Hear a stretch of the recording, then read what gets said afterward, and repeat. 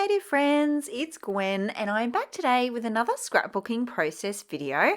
Today's share is part of the Stepping Up school themed YouTube hop that is being hosted by the lovely Sarah Scraps. I'll leave a link in the description box below, or all the links actually, because there are a bunch of creatives joining us for the hop. So all of those details will be in the description box below. So be sure to check those out.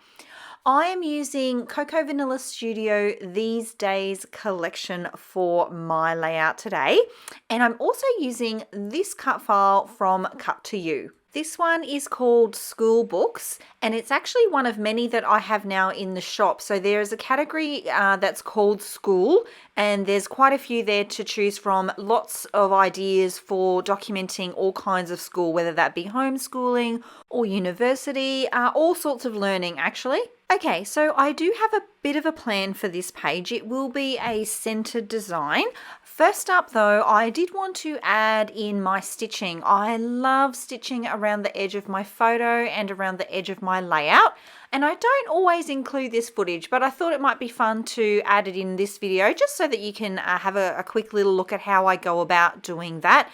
As you can see, my machine is quite an old one, and I actually only use this machine for paper. If I'm going to do any kind of sewing projects with fabric, I actually have a better machine for that. This one's kind of my kick around paper sewing machine.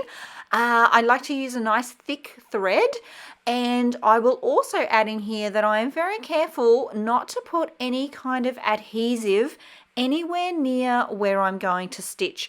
The double-sided tape gets very gunky. It gets really into the machine if you're trying to stitch over it. So just be really aware not to add any of your adhesives near where you're going to be sewing. Okay, so here's the plan for the page. As I mentioned earlier, it will be a centered design for this one. And it's a photo that was taken of Caitlin on the first day of school. And that's at our front door. So I know that I have to kind of tie in with the photo that darker wood grain element that's on our front door there. And to do that, I actually used the wood grain from the collection for the border of my layout. I can't remember the last page I made without a border of some description on it. And I just find that that really balances out the page. So for this one, I wanted to make sure that I included something that was a bit darker, a little bit heavier, to try and balance out the dark tones of the wood in the photograph there. For my embellishment clusters on this one, I'm going to go with quite a few floral elements. This collection does have a floral ephemera pack, and I did go through that one first. So I'm going to end up with a floral cluster on the left of the photo, and then one in the bottom right hand corner there next to the A that you can see that I have started.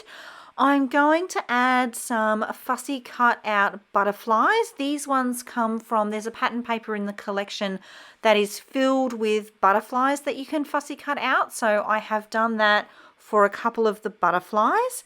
And I am going to add also, there's some die cut pieces. There's a die cut ephemera pack that's got icons in it that I'm going to use a couple of those as well. I'm also going to mix things up a little bit here in terms of the embellishment clusters, in that I generally would have 3 and they would make a visual triangle around my photo. But for this layout, I'm kind of keeping things running across the page. So the book tends to run across the page left to right, and I'm actually going to keep my embellishments similar. I'm going to have my main embellishment cluster is on the left there beside my photo. There'll be a smaller one on the right near the letter A that I just mentioned.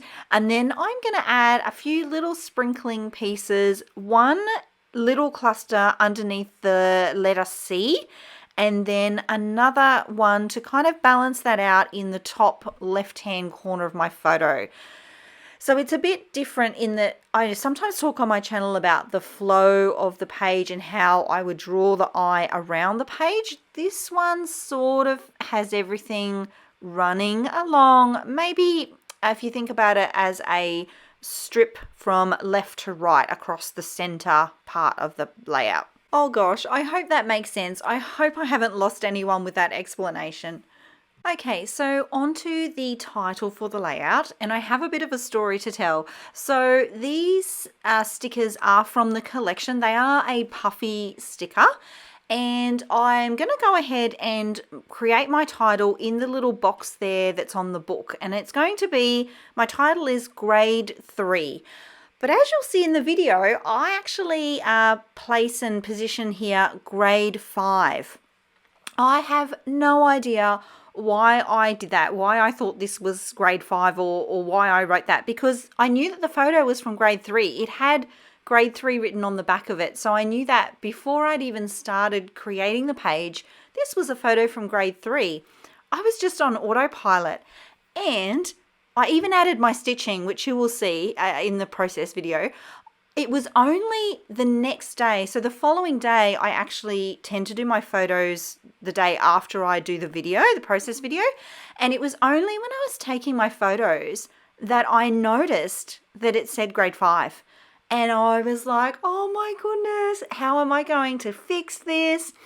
But I did manage to fix it. I ended up hand unpicking the stitching, really super gently pulling up the letters for the word 5, and then replacing them with the word 3, and then re-adding my stitching. So for the process video, you will note that it says grade 5, but in the close-ups and in the full image at the beginning of the video, you'll see that it's fixed and it says grade 3. Have you ever done that? That's the first time I've done that. Oh, I was so worried for a bit there. Let me know. Have you done that? Have you got mixed up a date, mixed up a year maybe? I'd love to know in the comments. Let me know. Okay, so back to the layout, and you can see now that the bones are really there. There's a lot of my my large elements, which is my die cut, my photo, are locked in. My medium size elements, my floral clusters in this case, and that sweet little die cut there, that's all sort of medium sized embellishing. That's all locked into position. I'm going to have a little play with the position of the butterflies here. And I'm also going to add in some of my sentiment stickers. These are from the accessory sticker sheet in this same collection. And I have added them with some 3D foam tape. I like to do that just for a little bit of dimension. And I am going to start on that embellishment cluster there down on the right hand side underneath the C. I do start there near the book, what's that called? I don't know, the bookmark, but I do move it in a moment. I just felt that the flow of the page was better with that embellishment cluster on that right hand side.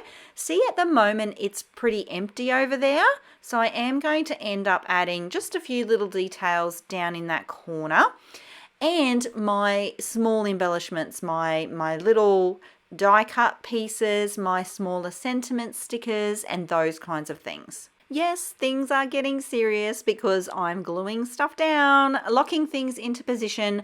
I am going to add this sticker here, and it is going to go slightly to the left. It starts there, but I don't like how it covers up the part of the cut file that makes that look like a book. I felt like it kind of lost some of its shape by adding the sticker on top of it there. So yeah, it's scooched over just a smidge to the left.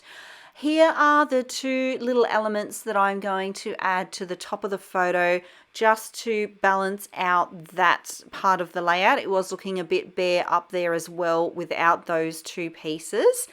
So I feel like my main clusters are there, the one on the left of the photo and the right near the A. And then I've got two little backup supporting clusters, being the one near the C and then the one above the photo top there. To finish up the layout, I'm going to add just a couple of the wood epoxy buttons that come in the collection, and I'm going to call this one done. Thank you so much for being here, my creative friends. If you like the way that I scrapbook or the way that I chat about the way that I scrapbook, I would love it if you give this video a thumbs up, and if you're new, feel free to subscribe to see more videos just like this one. I am very quickly going to be adding one last type sentiment. This one says, cherish these days. days, and it will be positioned along the top edge of the book right there. I will leave you with some close-up images here in a moment, and be sure to check all of the other creatives who are playing along with this fabulous school-themed hop.